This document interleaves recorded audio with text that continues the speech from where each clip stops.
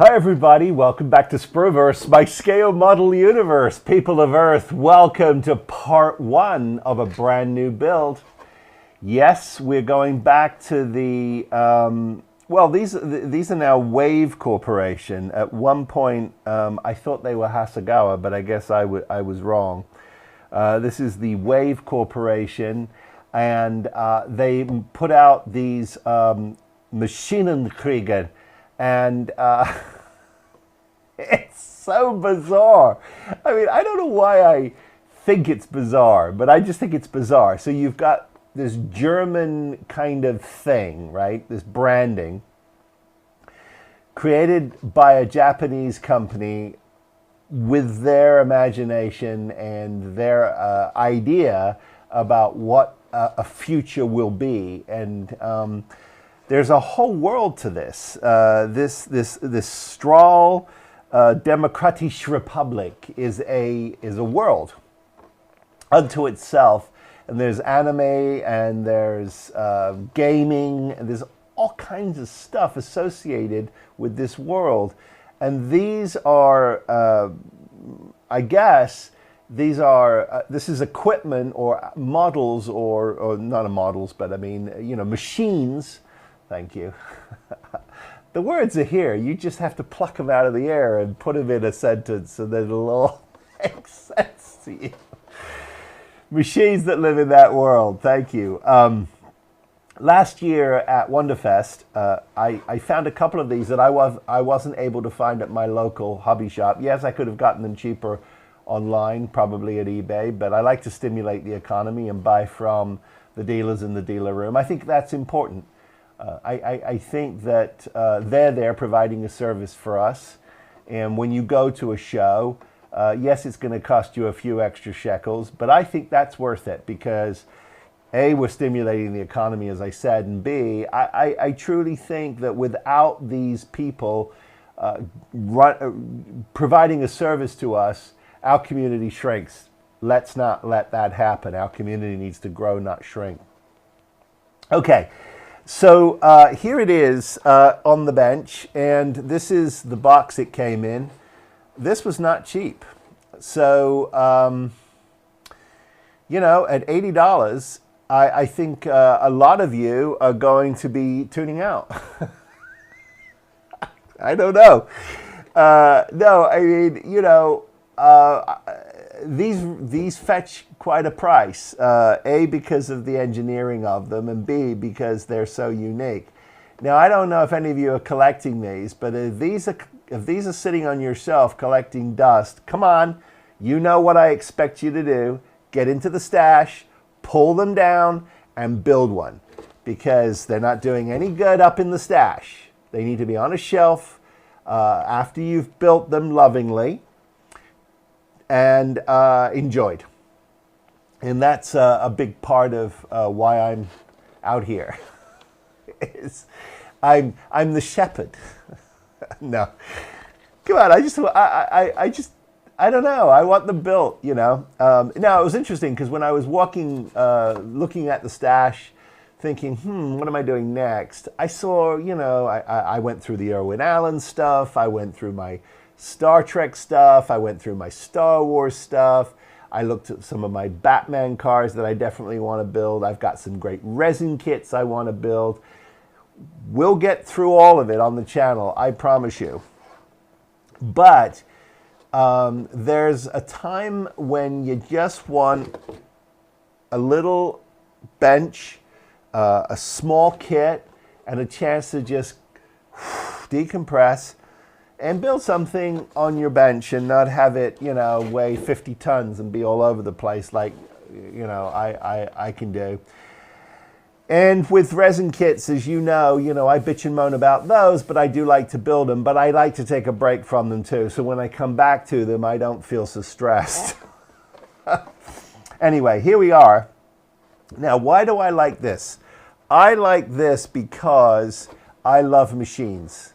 And I love futuristic machines. And this is near as, this sort of idea of scratch built as you can possibly get. And I think that's pretty cool. Here's one that's been built and put into a Mars kind of setting, which is the inspiration for my build. I'm not going to do a big diorama, but I will put it on a small base that allows it to kind of just live in its sort of alien environment. It's got some really cool stuff to it. You know, some of the details are really fun. You've got these sort of flexible spring kind of coils. You've got hosage. You've got antennae. And you know, you've got these sort of tanks and things. And I do genuinely love the kind of the feel of this. Now, curiously, I'm just noticing here that this piece of artwork was created in 21, not that long ago. Now, does that mean this was only available in 21? It's a relatively new kit. I don't know. Some of the other kits we've built, like the Camel, they've got some English on the side of them that you can at least get, you know, get familiar with the nomenclature and the spirit of the history of these things. Not this one. No. This one is absolutely, bless their hearts, pure Japanese. Here it is. So I believe that these cards talk about, you know, paint call-outs and some of the sort of the history of it, where your decals go. That'll be relatively helpful, I hope. And you know, there's some wackadoodle kind of stuff to this, you know. But what's interesting is it kind of lives in the world of Ridley Scott in a funky sort of way. I could see Ridley having, you know, like this decal sheet. It has this kind of stuff on it, right? The beer mug. Yeah, you won't be seeing the beer mug on mine. Some nice numbers and letters, and some warning signs and some other stuff that goes on it. I don't like skull and crossbones. I don't like a pumpkin skull and crossbone. I don't like a mushroom. So I'm not going to be using any of those. I'm just going to sort of create it much more in the kind of Star Wars dystopian kind of feel. But I'm not interested in some of this stuff. However, you know, what's interesting is my Narcissus. There was some kind of kisses to the past, where some of the labels and some of the artwork on the exterior of the Narcissus is actually from World War II bomber planes. You know, so I thought that was interesting. Okay, so diving in. To the Krachenvogel. I get such a kick out of the fact that it's got this German, you know, and I Googled a whole bunch of stuff to try and get something in English, a translation of it. And, you know, Google just kept saying, computer says no. So, I'm on my own. And if you're building it, you're on your own too. But that's okay. So, it wants you to start with this this sensor here. Here it is. I want you to start here, pulling out this sensor unit. It says coil spring. Now, the closest I could get to a coil spring is a coil spring. I think it's a coil spring, but I think, you know, it might also be vinyl. No, it is a spring. It's a spring. I thought it was a piece of tubing, but no, look, it is a spring. Boing, there it is. See, it's definitely a spring. So that's good, and I like that. I like the mechanics of stuff like that. Okay, so we're going to put this piece together, and when we put this piece together, I think we should be able to we should be able to actually then paint these as elements that we plug in. So here are the parts. There is one small part here, A17. And A17 is, here's my A sprue, and here is 17 right here. So there it is.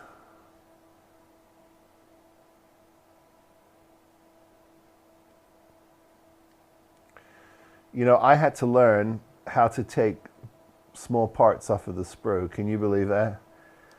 I never, for the longest time, understood that it made sense to hold on to your part so it doesn't fling across the room. And the old joke about years ago, you know, we all had shag carpet floors and it would dive into the carpet, into the pile of the rug, and you'd never see it again, you know, the rug monster. Okay, so here we are. I have cheated and I have been cleaning up these parts. So I'm going to put these together. Excuse the finger. I cut it on a blade, cutting up vegetables the other day, if you can believe that. Because I didn't follow the rules of how you cut, right? I didn't put my fingers, my knuckles, you know, I didn't hide my fingers. I had it all sticking out there, say, come and get me. And it did. Okay. So, let's see. I think we should just use some regular Tamiya glue here. Let's see. So we're going to put this piece together. Okay. And all right. Looks pretty good. I'm going to now it wants this little rod. Now it comes with these little these lengths of wire, and I have made an executive decision that this is the rod. This is the sort of the thickest one, and then there are smaller ones for antennae and stuff like that. So it wanted 23 mil, so I whacked 23 mil off of that, which gave me this. And so what I'm going to do is I'm going to just put this in here just for the purposes of making sure that it's in there. And then I'm going to hit this with a little glue and see if we can't get this to bond. Some of these plastics I've noticed are a little odd. The chemistry of them is a little odd.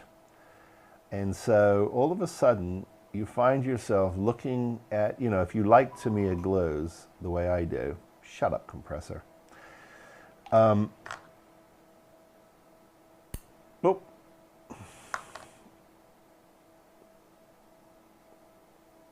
Okay, I think that looks pretty good.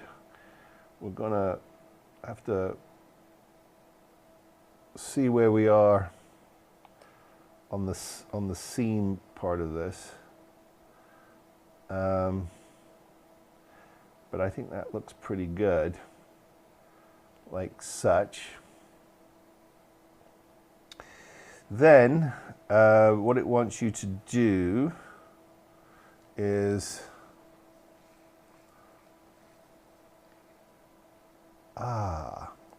put the work in the frame, Phil.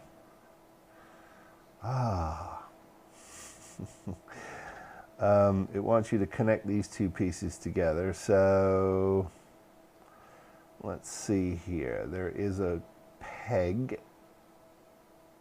So we will find the peg, which is there, and just take a quick look. Now I'm noticing that there's a little bit of flash right here. Now, when I talk about things that I'm using, guys, I'm not paid or promoted by anybody. This is all me, and this is a little company that I found online called Flashmaster, and they provide these little flexible blades. I've talked about them before. They're super, super, super, super sharp, and what I found is they don't let you gouge your work, and so I like that. I like that. Oh, I can feel myself losing grip here. Okay, let me put that there. Find my key, which is there, and that can go on like that. I hope this finger's not grossing you guys out. I apologize. I could take it off, but then you'd be looking at the wound, and I don't know if you want to look at the wound. You know, it depends on any of you who are eating hot dogs or whatever you're doing. Okay, so that is on, and then there's a little stub right here, little stub, and it wants that stub to live in that hole like that. So I'm going to put it there,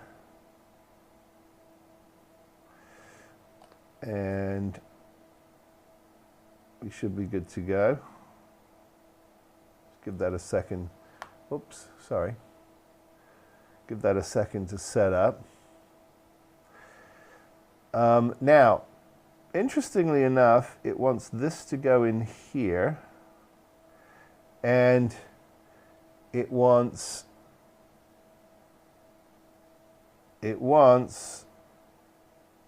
23 mil of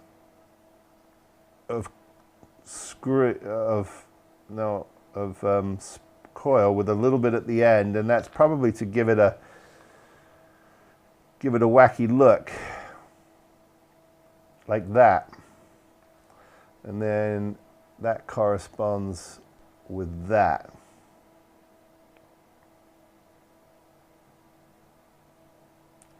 And that looks pretty good.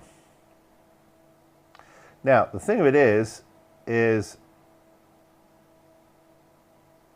oh, I see, that drops into there like that. So I'm going to need to put a little dab of super glue on that, I think, just to make sure that that is staying put. I've been having a weird super glue, CA glue kind of thing going on lately. I don't know if you guys sometimes come across the CA glue. You buy, you know, maybe you've stuck with your own brand for years. I'll stick with a brand and I'll go, this is great, this is fantastic. And all of a sudden I'll come to a couple of materials, same kinds of things, plastics, metal, and for whatever reason, it doesn't matter, it doesn't want to take. And I'm always very dubious about Kicker, you know, because you don't want the glue to expand and become brittle. So I'm very cautious about where I use Kicker. I don't know why I felt the urge to have to tell you that, but I did.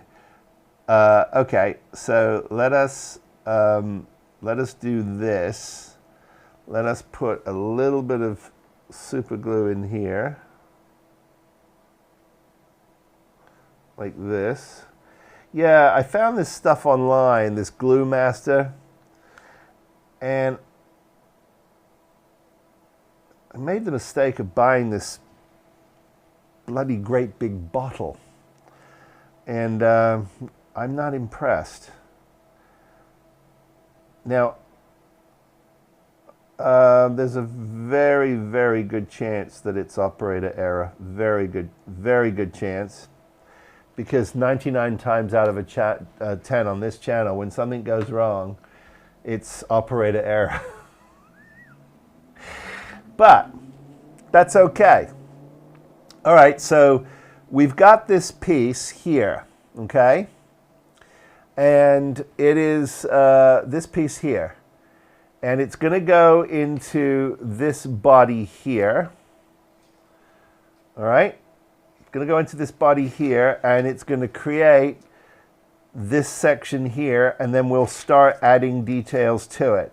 So what I'm going to do now is give you guys a break from my putting on little details and get us to the end of part 2, and we'll come back, okay? Stand by.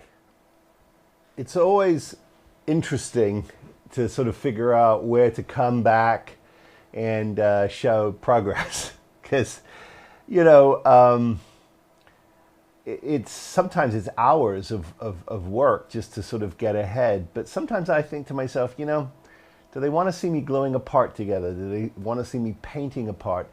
And I do want to do those things, but I think when it changes the aspect of something, or whether it improves something, or whether I have a new idea, then I think it's worth showing. Otherwise, if we don't all know how to paint and glue. All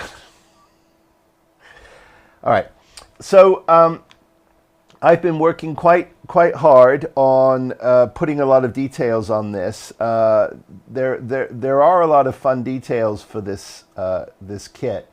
It's an interesting, curious world, and I think some of it feels a little dystopian to me.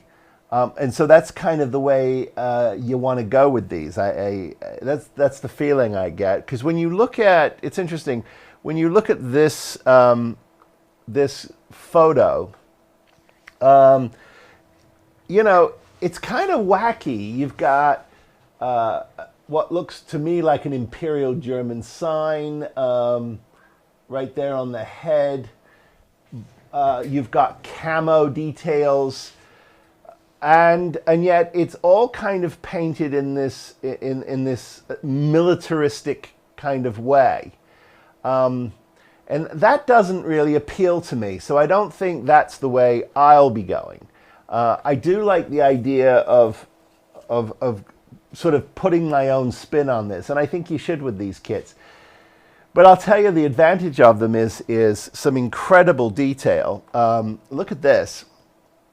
I'm almost ready to attach the head, but there are some wonderful opportunities to add some elements to it. I'm a big fan of watch parts, and right here where my blade is pointing, I've put a little metal cog, and the metal adds it really adds a certain realism to this. And so I love to play with my watch parts. Now, I got this set of parts from eBay. I know Micromark sells them. There's a whole bunch of people who sell them. If you have a mind, I would highly recommend you have something like this in your arsenal. I think it's definitely worth it, because I get a lot of usage out of it, and I get an awful lot of, you know, there's rings, there's all kinds of interesting cogs and dials. There are small parts, but it's these machined cogs that I really like. I get a huge kick out of them, and there's tons of them, and you just kind of go through here. Look, these are fantastic antennae.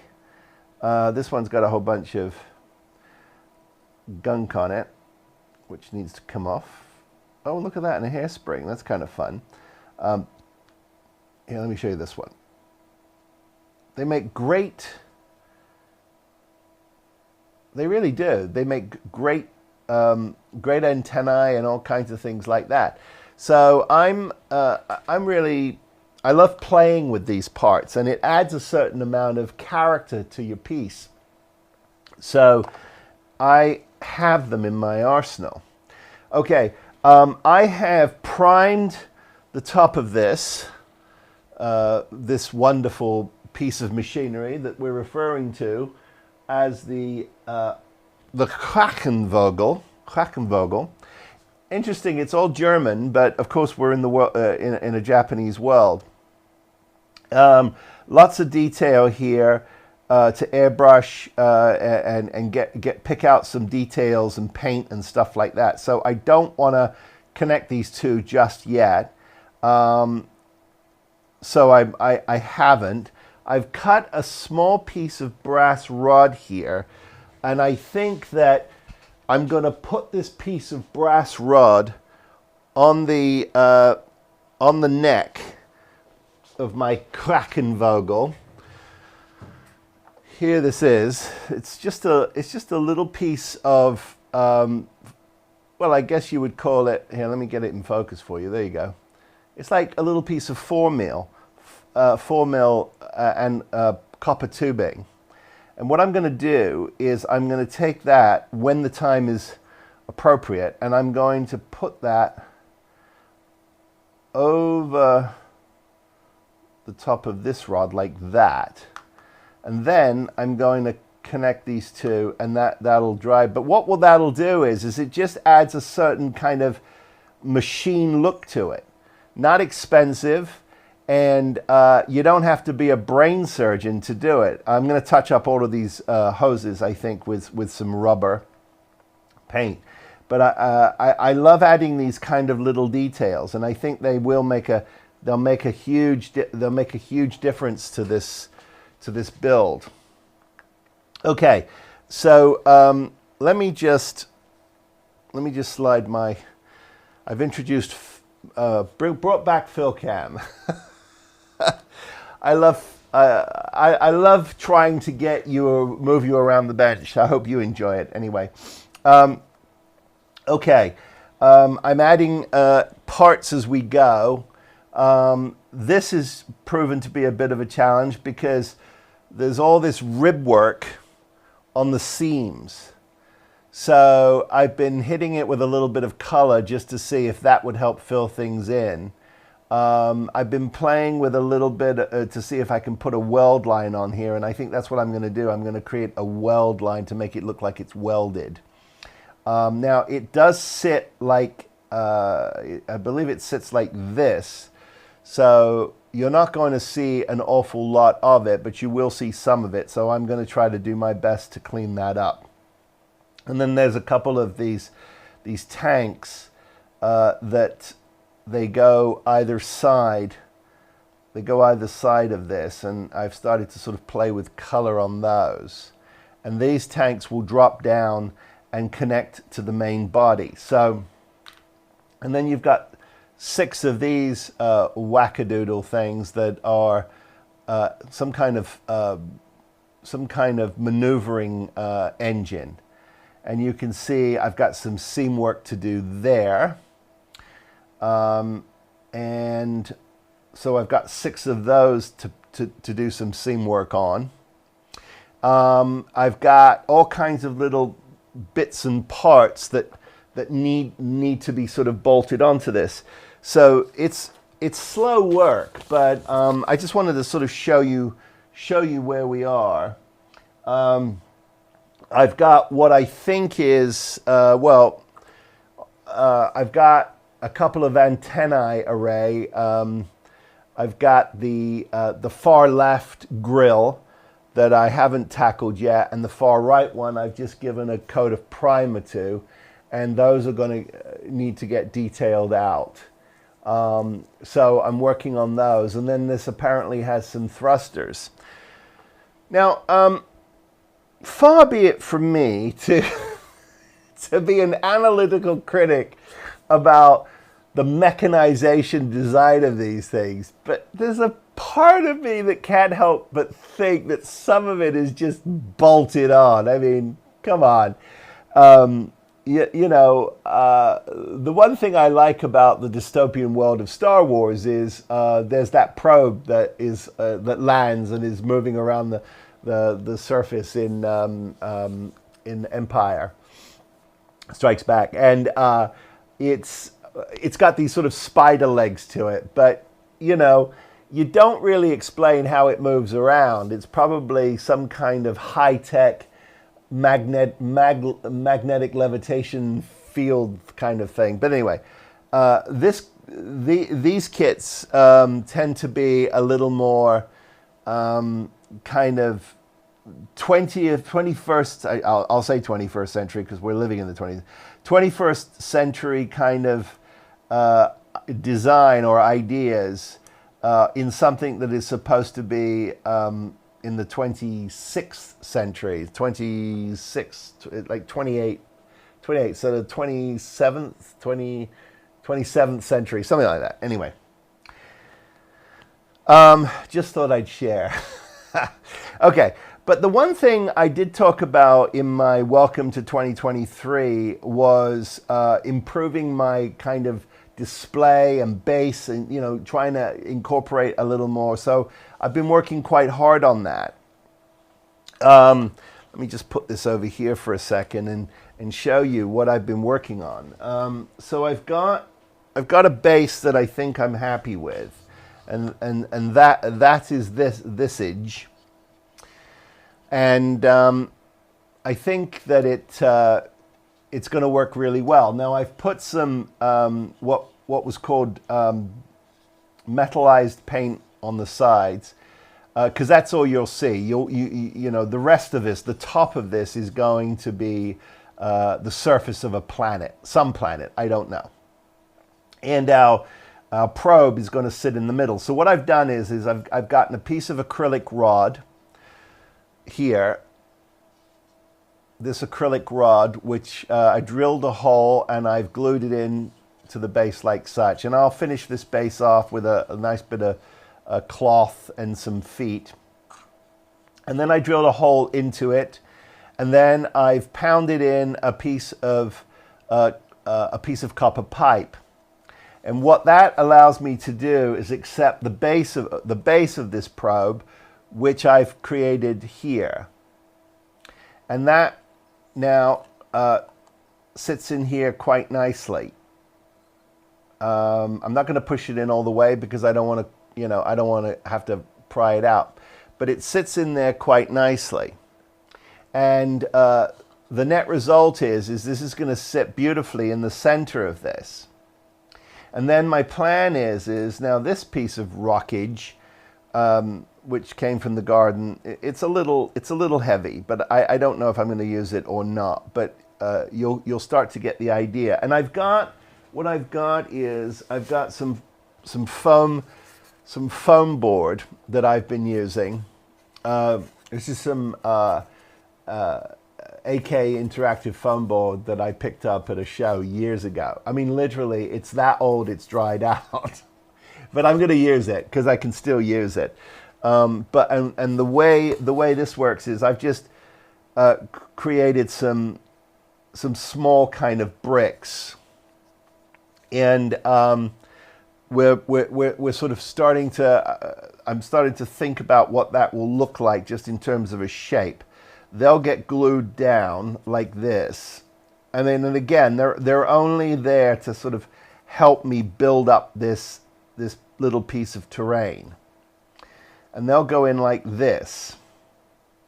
And the plan then is to get a coat of either ground effects, or I've got my dirt earth formula from AK, which I absolutely love. I've used it before. You saw me do it when I did the speeder bike last year. And it's great stuff. Anyway, we'll build this up like this. We'll glue this down, and what will happen is this will all get sort of augmented, and I will sort of put this all together. Now, I know, because I can hear you all now going, Phil, Phil, why don't you just get out your epoxy sculpt and just make a whole bunch of it, and you'll be off to the races. There, that looks kind of cool. Yeah, you get the idea. Even looks fun from there. Yeah, Phil, why don't you just get a bunch of epoxy sculpt and put it on there? Why are you doing all of this? Because epoxy sculpt is not cheap.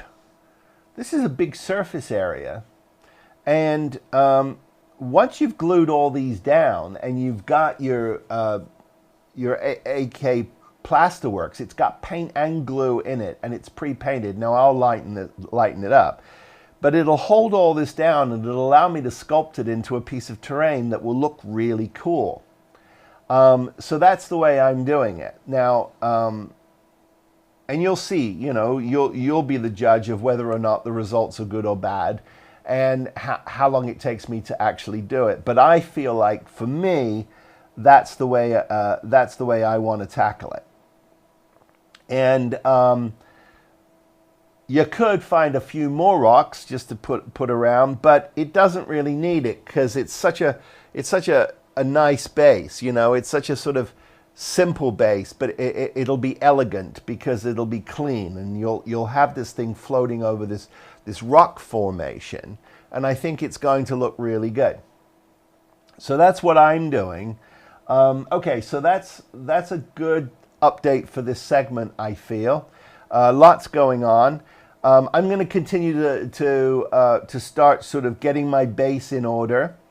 I'm going to continue to start getting paint on the parts, and when we get to some detail painting and some more assembly, we'll take a closer look at it, and you'll start to see how this is coming together. Okay? Okay. So I've been doing a lot of assembly, a lot of dry brushing, a lot of picking out some of the parts, and I'm just finishing up a little airbrushing here. I am going for a sort of dirty camo look, because in thinking about it, I do want to sort of keep to the spirit of these things, but I wanted to have some fun with it as well. So I've been dirtying everything up. I've been putting some camo on here, and so it's working quite well. I am constantly playing with my brushes to see which brush I really, like the best for control and detail work. I can get a lot finer than this, but at the moment, it's always about, which brush is treating you nicely. At least that's the way I look at it, because your brushes clog and they do all kinds of crazy things. But I'm hearing that Wonderfest this year is going to have a clinic on that. So with the folks from Owada. So keep your ears and eyes open for that. That should certainly be a lot of fun. So I'm happy with what's going on now. But I've got some washes to get in here and a little more sort of color variation before I do the final attachment at this point. And I want to go ahead and get some rubber on these cables to clean that up, and then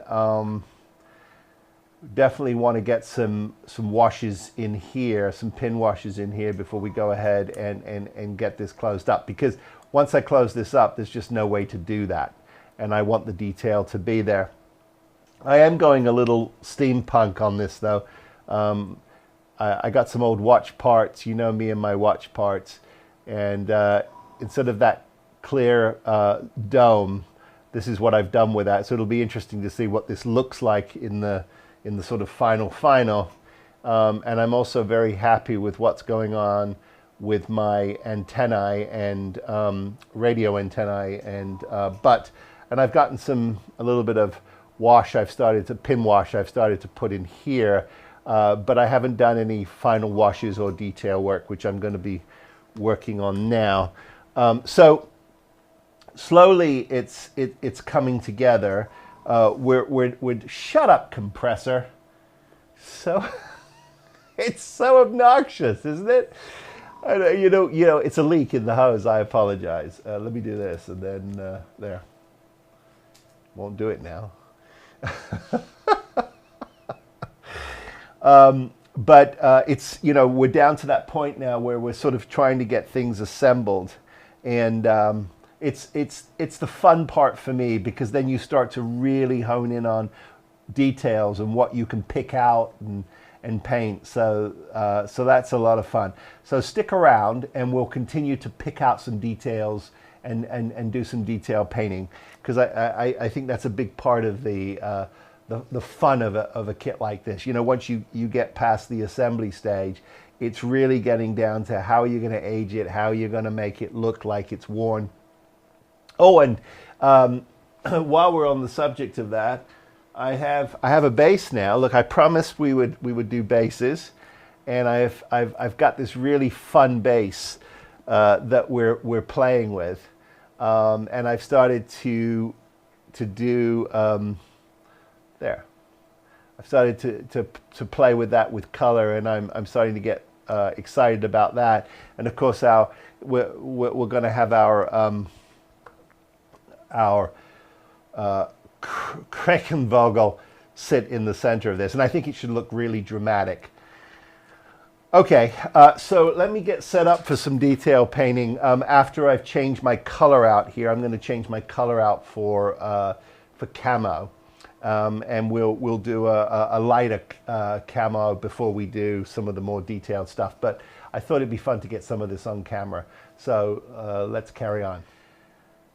Airbrush put away for now, and I am proceeding to work on some of the rubber cables that we had talked about.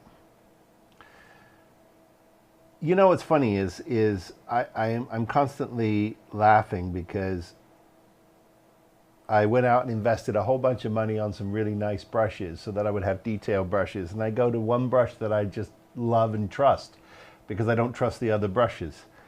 It's really mental, but that's just what I do. So that's what we're doing now. We're just laying in some color on this fine rubber hosage here. Just get this back to. Oh, I gotta.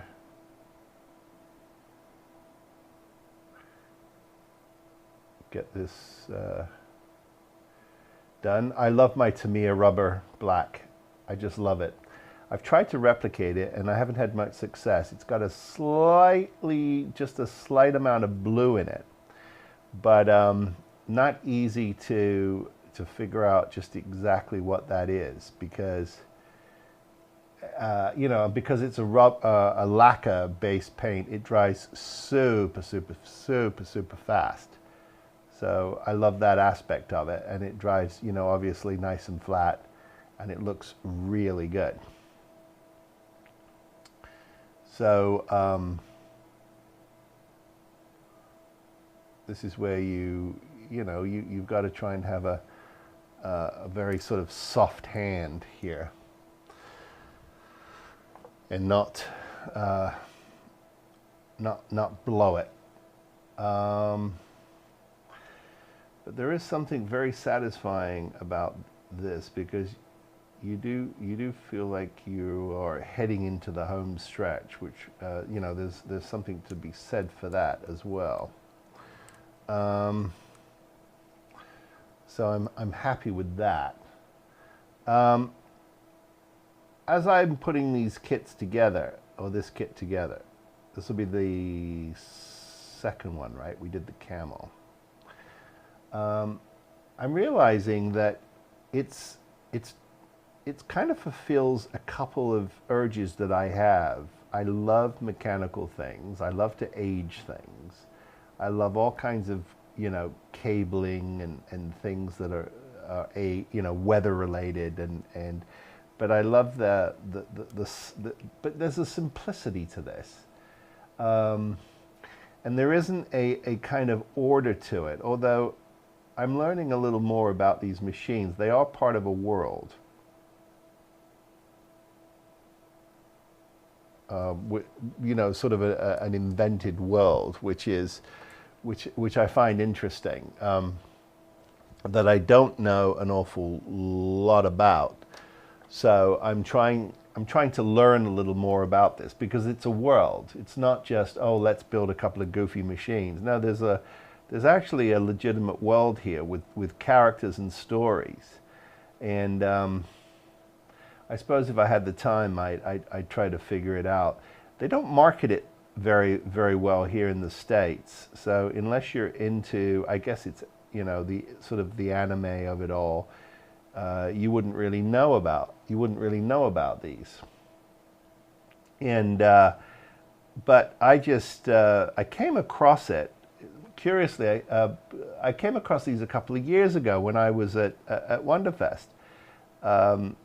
One of the vendors there had like 5 or 6 of these, and I really like them. I think they're a lot of fun, and there's something you can do on a bench in an apartment or something. You don't need, you know, huge amounts of space, and you can really have fun with the details and picking them out and aging them. So anyway, this is definitely getting rid of that urge, but it's fun. It's absolutely fun. So I'm going to continue here to get some rubber on my hosage and get that all cleaned up, and then I'm going to start working on picking out some other details.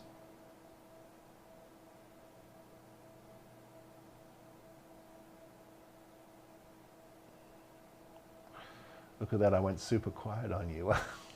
Why I was brushing, see? I'm learning. I'm learning to chew gum and rub my belly all at the same time. But anyway, okay, I'll continue to pick this off, and then we'll come back when I'm playing with some other details. Okay, I'm adding some contrast and some details to some things. And you would think that shuttle, ugh, I don't have the teeth in today. You would think that subtle differences don't make a difference to the eye, but they do. They make a huge difference. And I've been learning that myself. If you look at one of my engine cones, I've got light gunmetal on here, and then I'm doing some gray metal dry brushing. And there is a difference.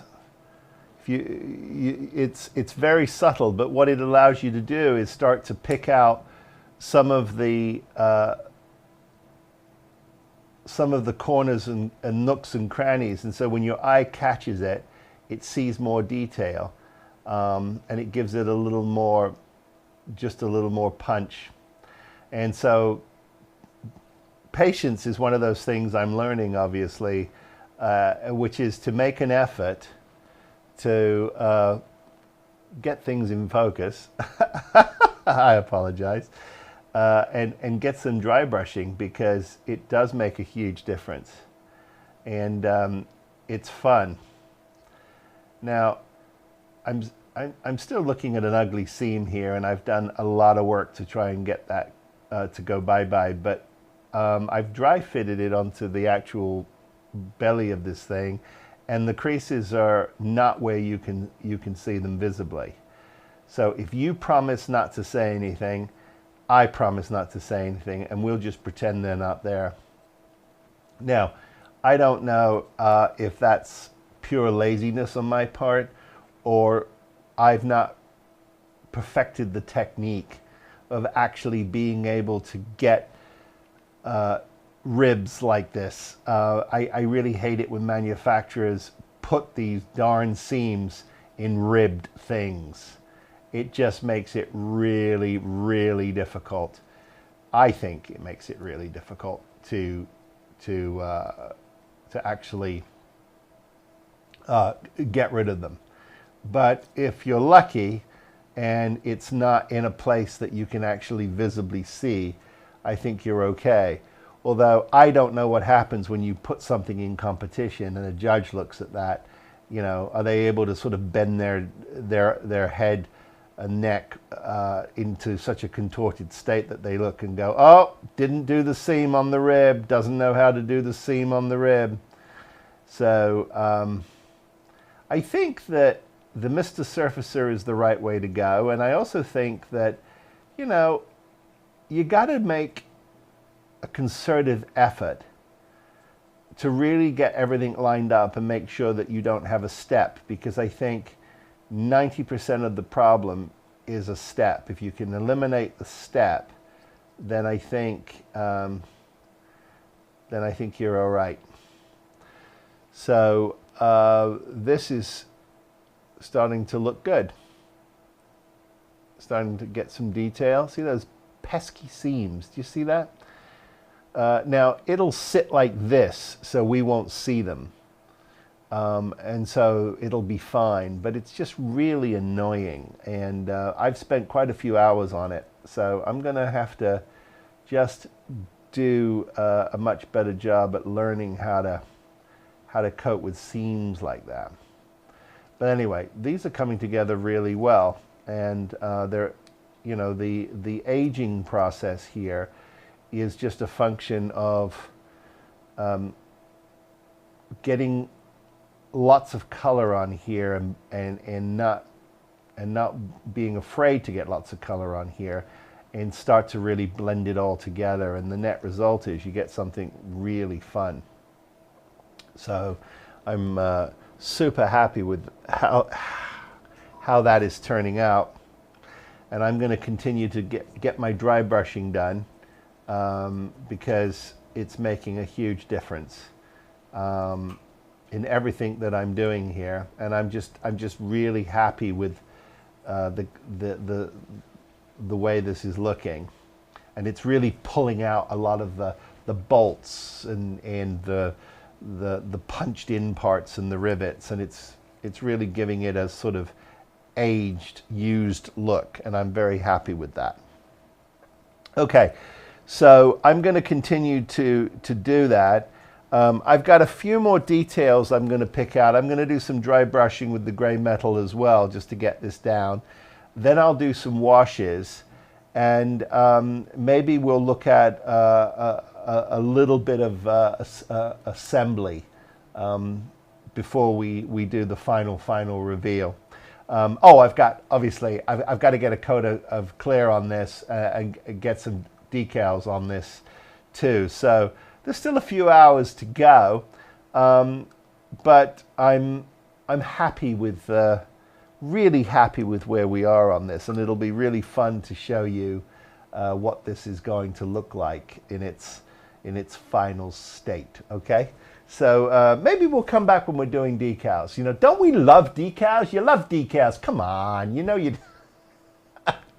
No, it's fun, and I don't mean to sound facetious, because it's not intended to sound that way. Anyway, okay, apology accepted. Thank you. Let's power on. I think it's always fun when you see a little light at the end of the tunnel. It's been several hours since we last spoke, and I was doing some final detail painting, getting it on the base, putting in some of the final wires and that sort of thing. And she's coming together quite well. What I'm working on right now are the decals, so they haven't settled in yet. And I've got a couple of these little sort of cool warning decals that I'm gonna put on while we have a quick sort of update. For the most part, I've really enjoyed working on this kit. As I've said to you before, I think that these kits are sort of mechanical wonders. They're bizarre in a lot of ways, but they're interesting in others. And so once in a while, it's really fun to take a break from the basic, spaceship stuff. If you're into fantasy, if you're into sci-fi, these kits are worth a try. You don't have to be into the sort of the law of it. There is a folklore to this story. There's characters. There's a story about why all of these things exist, and it's fun. But if you're not into it, or you don't really know anything about it, it doesn't really matter. It's really just the fact that it's out there. So I'm okay with that. I don't need to know the anime of it, the story of it all. I'm just super happy with being able to do something that's this different, and these are very different. I've got a little bit of a gloss coat on this now, just to get these decals settled in. It's the base. I'm super happy with this base. You can see I've got these antennae here, and I've got this antennae here, and I really like that. It's a little wobbly on its stand, but it's kind of cool. Let me get you on good old-fashioned fill cam, and we'll take a better look at this kit. So forgive my shakiness. I'm going to try and not be shaky. But what I did was I added this sort of color here. Now it looks a little turquoise on camera. It isn't. I assure you, it's not. It's sort of an iris blue. I've added my famous watch part there to the center. I've been doing a sufficient amount of aging and detailing. The thruster rockets look pretty good. My decal is still drying, so don't say, oh, it's bubbling up on him. And I've put it on this base, which we talked about earlier. And I think that really sufficiently gives it that really cool kind of look. It's got what appear to be tanks for fuel. I've left this top hatch open. You can choose whether to keep it open or closed. I kept it open just for the fun of it. And I kind of started playing with it, and I'm really happy I did, because at the end of the day, again, I use the 3-foot rule, right? Don't stick your face in this and go, oh my God, there's a little bit of glue under there. Now, I'm being facetious because I try to keep it as clean as possible. But to me, here in the studio, looking at it, it's really super cool.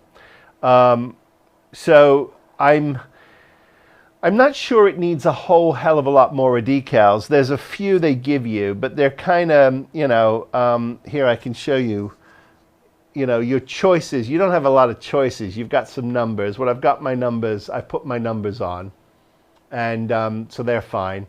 I'm not into the skull and pumpkin bones, crows or wings. I'm not into the clover and the 13. I'm just not into any of it. I don't know why. It just really bugs me. I don't think it's, it's interesting stuff. I wish they'd have given you a few more arrows and caution signs and things like that, but they don't. So what we'll do is we'll let these decals set overnight. I'll let them fully dry in. And then once they dry in, I'm going to do just a quick age pass over them and maybe chip at them a little bit so they look a little worn. and then we'll do the final reveal once I've done that. There's a few more little details I want to get done here too. There's sort of just a little more right in here. I want to do a little more aging and pick up a few things. And I've got a little bit of my rubber hosage that needs to be cleaned up just a little bit. But other than that, I'm really happy with it. I got a PIM wash on everything, and it's all looking quite realistic actually. I'm quite happy with all of it. So anyway, I'll do a final cleanup, and then we'll do our big close. Stick around. I love the instantaneous leap forward in time. You know what? I had an awful lot of fun making this model. I really did. You can sit at your bench. You don't have to have 50,000 places to put massive pieces of model. And I say that only because sometimes I get a little post-traumatic stress from some of the larger models that I've tackled. And I'm looking at a couple of really large models coming down the pike this year. But, you know, hey, these are high-class problems to have, right? I love these models. Krachenvogel, excuse me. This is the Krachenvogel, and I just get a kick out of these machines. I know I'm sounding like a bit of a broken record, but I get a super kick out of these machines. Lots of little details and things to play with, and you can really express yourself with these kits. You can have fun painting them. You know, you don't have to follow the instructions, but you get really nice pieces. You get a little bit of photo etch sometimes. You get metal. You get rubber hoses. You get all kinds of things in these kits, and they come together really well. And so I'm a fan. I'm a big fan. This one, of course, you know, the details on it are really cool, and it's got a lot of them. You know, you've got your antennae, your hoses, you've got all your detail work, your thruster engines that are looking very machine-like. You've got fuel tanks, you've got antennae, lots of different things going on here. The base, obviously, I found a way to create a nice little base. I sort of have it when you're looking at it with the natural eye. I don't know if you can see it, but I created this effect of it sort of blasting, like as if there's dirt blasting away from it as it's sort of hovering over the surface. So that was a lot of fun. It's got all kinds of different little detail parts on it. I chose to make my clear parts, as I said, you know, this was my clear part, and I chose to paint it in a sort of, I guess I call it, I'm calling it an iris blue, and I've added my watch parts. I love my watch parts, you know, they create lots of detail, and they're fun for it. You know, I can't get any closer, but trust me, there's little cogs all over this thing. And when you look at it with the naked eye, it's fun to kind of look at all the details. And there's lots of details. So I'm really, you know, I really enjoyed it. Overall, it takes, what, it took me a couple of weeks. I didn't work on this full time, but a couple of weeks. And you get a really cracking piece of sci-fi that you can put on your shelf and be really proud of. So there it is, the Krachenvogel from I thought this was at one time Hasegawa, but now it's just called Wave Corporation. So there you go. I don't know why I thought it was Hasegawa. Perhaps it was at one point. But this is a scouting droid. It says a little bit of English on the back, just a little. Okay, so we'll dive into something new next week as we press on through January. Thanks all of you again for following me and tuning into this epic adventure. If you like my content, please like and subscribe. Drop me a note on email, spruverse@gmail.com. Follow my In the Weeds photo shoots on Instagram. I'm thrilled and honored to have you along for the ride. And as always, I wish all of you, please, be well, be safe, build something, and I'll see you next time. Take care, everybody.